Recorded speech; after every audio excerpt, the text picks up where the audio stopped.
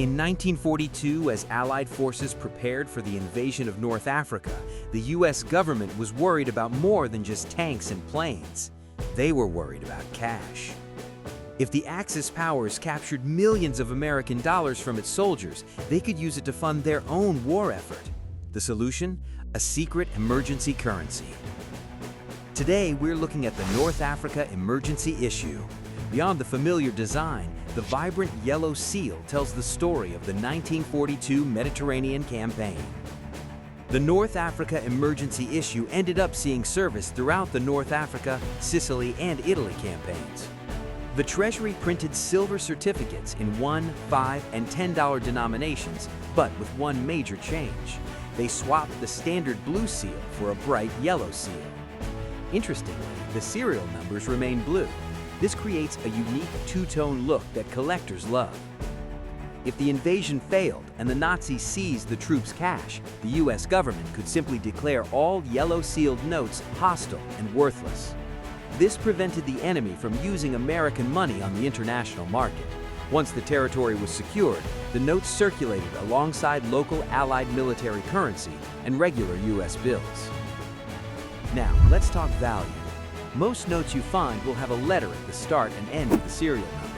But if you see a star instead of a prefix letter, you found a replacement note. Back at the Bureau of Engraving and Printing, if a sheet was misprinted or damaged, they couldn't just print the same serial number again.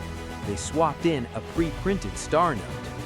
Because the North Africa issues were already limited, star notes from this series are significantly rarer. $1 notes have a hollow star, whilst the $5 and $10 notes have solid stars. Star notes can command a massive premium, sometimes 5 to 10 times the value of a regular note. In fact, the most expensive one ever sold was a 1934 $10 replacement note, which went for over $55,000. Next, we'll discuss the series date. If you look at the $10 notes, you'll see a series year, either 1934 or 1934A. In the world of numismatics, a single letter changes everything. For the $10 North Africa note, the 1934 series is significantly rarer than the 1934A series. If you have a $10 bill that doesn't have that A next to the year, you're looking at a much more valuable piece of history. Finally, for the advanced collectors, let's talk about serial blocks. The $1 notes were pulled from multiple production runs, but the FC block is the clear standout. It represents a small, late withdrawal rather than a full printing, making it the scarcest regular issue in the entire set. These are highly sought after by collectors.